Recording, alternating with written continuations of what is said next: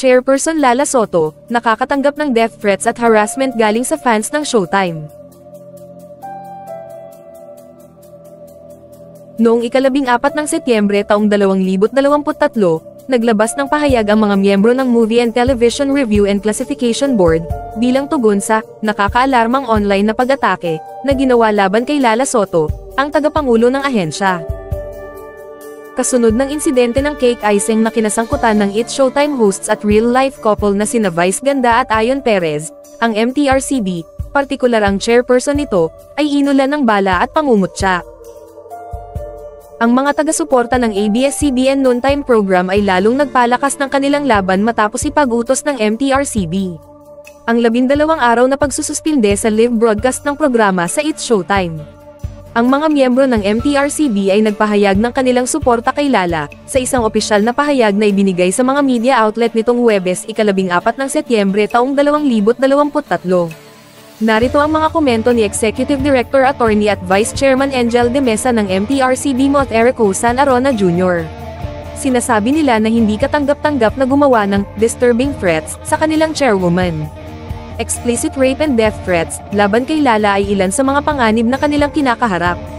Nababahala umano sila sa kaligtasan at seguridad ng MTRCB chairperson dahil dito.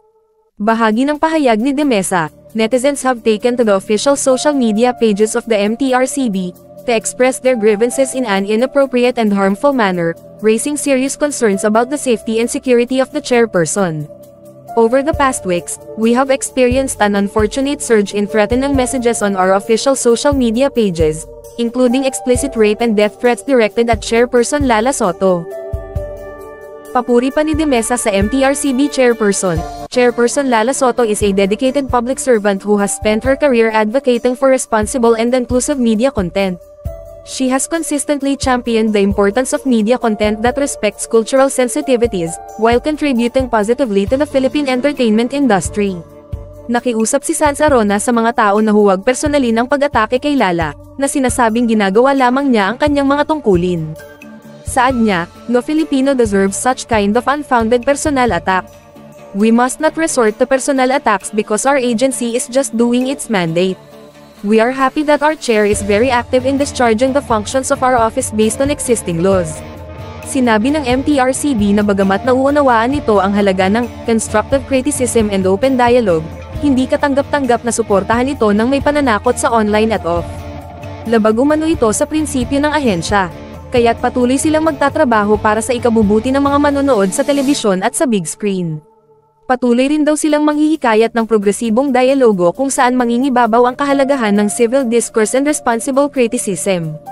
Naka-attach sa opisyal na pahayag ng organisasyon ang mga screenshot ng ilan sa mga disturbing threats na nakalap ng MTRCB mula sa ilang online users.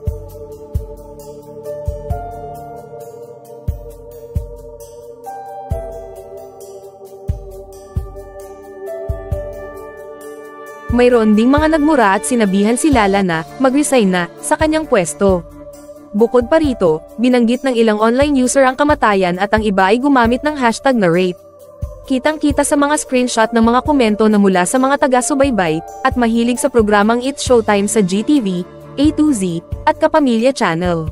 Sarado ang kanilang mga isip. Ano man ang katwiran ng MTRCB sa call-out at suspension ng It's Showtime, malamang na hindi sila papayag sa 12-day suspension na ipinataw sa kanilang gustong noontime program.